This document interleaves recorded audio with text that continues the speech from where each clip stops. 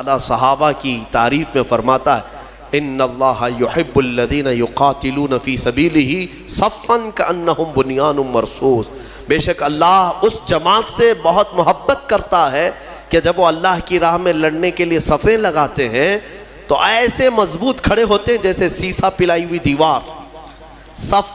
صف کے نام سے پوری سورہ ہے، یہی صفیں ہیں۔ وہ صحابہ کی صفیں کیسی تھی جن کا ذکر قرآن میں آیا۔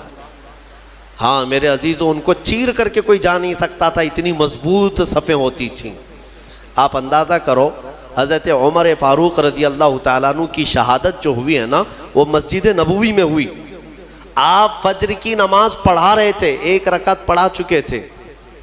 ابو لولو مجوسی یہ آیا، حضرت عمر فاروق رضی اللہ تعالیٰ عنہ سے اسے بغض تھی، بغض اور عداوت تھی، بغض رکھتا تھا، تو اس نے ایک خنجر اپنے جبے میں چھپا کر رکھا تھا اور پہلی صف میں آ کر کھڑا تھا۔ جب حضرت عمر نماز پڑھا رہے تھے، 1 رکعت ہوئی تو پیچھے سے اس نے حملہ کیا۔ وہ خنجر اتنا سخت تھا کہ پیٹھ سے سینے کی طرف باہر آیا اور حضرت عمر مصلی پر گر گئے۔ لیکن مسجد نبوی میں صحابہ سب نماز پڑھ رہے ہیں، نہ نماز توڑے، نہ بھاگو پکڑو دوڑو، کچھ نہیں۔ حضرت عمر مصلی پر رہے، حضرت عبد الرحمن بن عوف جو پیچھے کھڑے تھے آگے بڑھ گئے اور 1 رکعت آپ نے پڑھائی، کسی نے نماز توڑی نہیں۔ وقت کا خلیفہ زخمی ہوا ہے لیکن صحابہ کی نماز ٹوٹی نہیں۔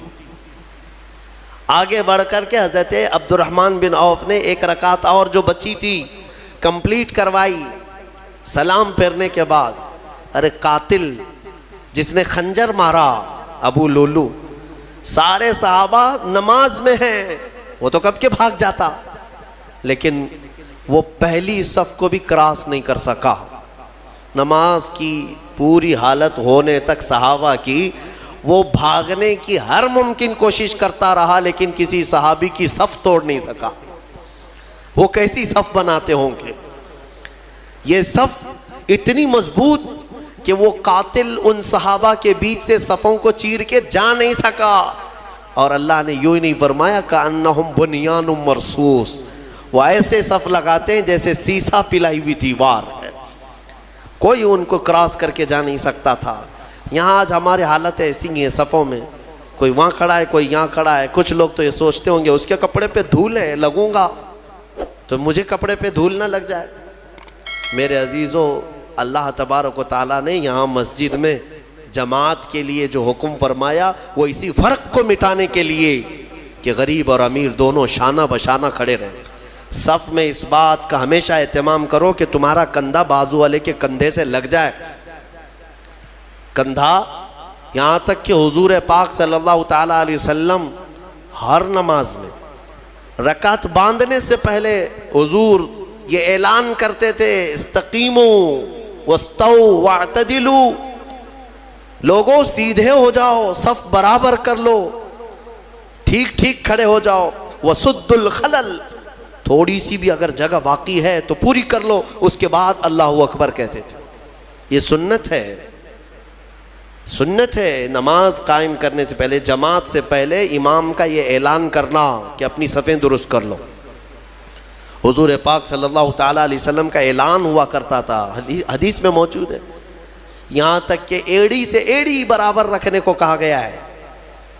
یعنی ہو سکتا ہے کسی کا پنجہ لمبا ہے کسی کا چھوٹا ہے، اس کے لیے کہا گیا ہے صف لگانے کے وقت کس چیز کا خیال کرنا چاہیے؟ ایڑی سے ایڑی برابر، سامنے کے پنجوں کو نہ دیکھو۔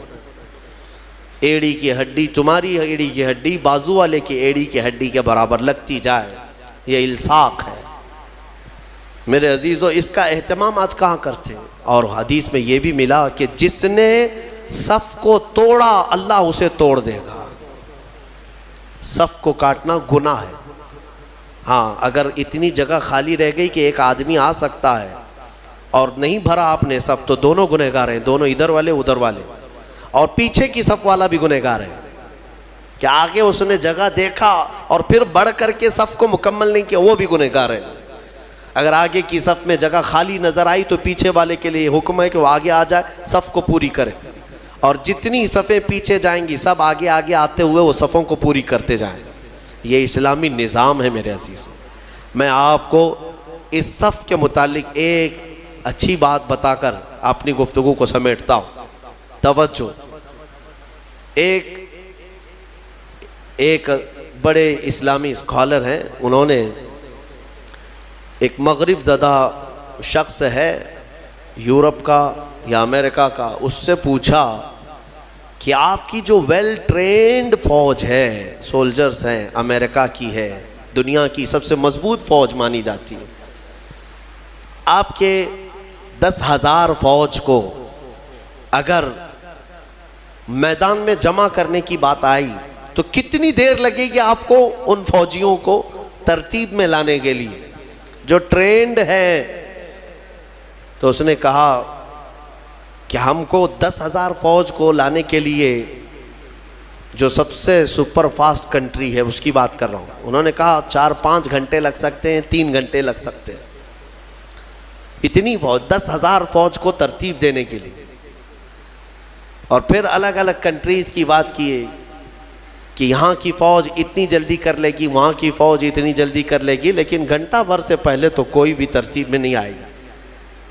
تو اس اسلامی اسکالر نے یہ کہا کہ تمہاری تربیت یافتہ فوج میدان میں صف لگانے پر آئے تو اتنے گھنٹے لگ جاتے ہیں, لیکن ہمارے ہاں بغیر تربیت یافتہ دیہاتوں کے رہنے والے بھی حرم شریف میں 1 لاکھ سے زیادہ کی تعداد میں ہیں.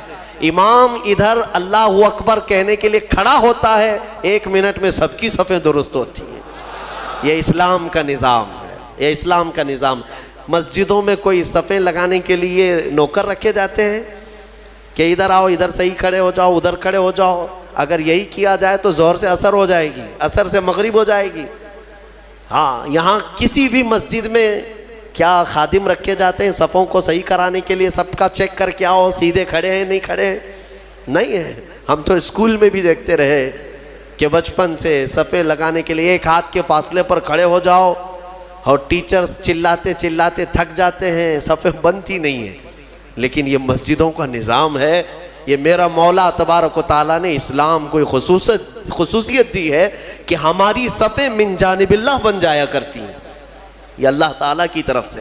اللہ تعالیٰ ہماری صفوں کو مضبوط عطا فرمائے, ہماری صفوں میں وحدت عطا فرمائے. اس صف کی ایک خصوصیت یہ ہے کہ میرے عزیزو, جب شانے سے شانہ مل گیا ہے تو اللہ سے دعا کرو کہ ہمارا دل سے دل بھی مل جائے. ہاں, جب شانے سے شانہ مل جاتا ہے اللہ سب کے دلوں میں بھی اتحاد عطا